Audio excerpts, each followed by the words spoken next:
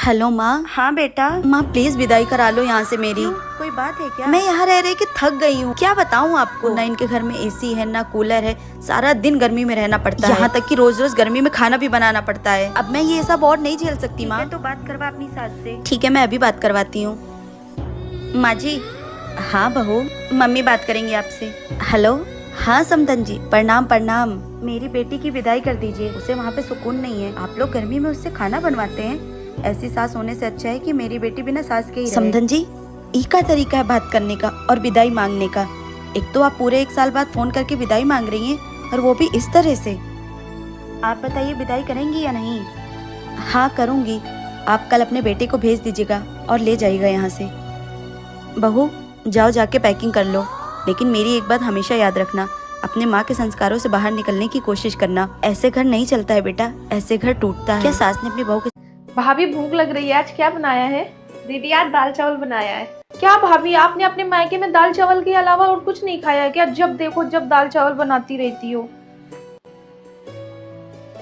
बहू कल फंक्शन में ये साड़ी पहन लेना। पर माँ जी मेरे पास तो साड़ियाँ रखी हुई हैं।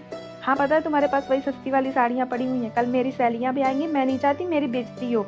हमारे स्टैंडर्ड की कोई ढंग की साड़ी तुम्हारे मायके से तो मिली नहीं है। जो दे रहे हैं चुपचाप वही पहन लेना।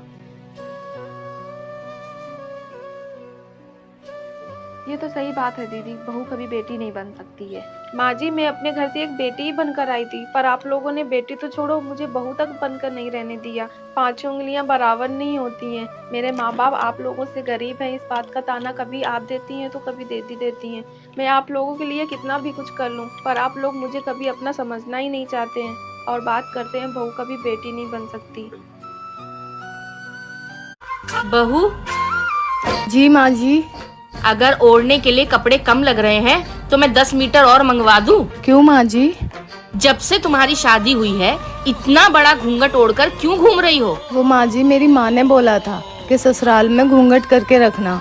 बहू जो तेरी माँ ने बोला होगा वो कुछ सोच समझ कर ही बोला होगा, और मैं तेरी माँ की भावनाओं की कद्र करती हूँ, लेकिन मुझे मेरा चांद बादलों में नहीं चाहिए। ठीक है माँ जी। और शादी के पहले जो जीन्स टॉप में फोटो भेजी थी, कहाँ गए वो जीन्स टॉप? बस फोटो में ही दिखाने थे। नहीं माँ जी। तो बेटा पहना कर, ये तेरा अपना ही घर है, जैसा मन करे वैसे रहा कर। ठीक है माँ जी। क्या आपके पास भी इतनी प्यारी सास है तो कमेंट बॉक्स में जरूर बताएं।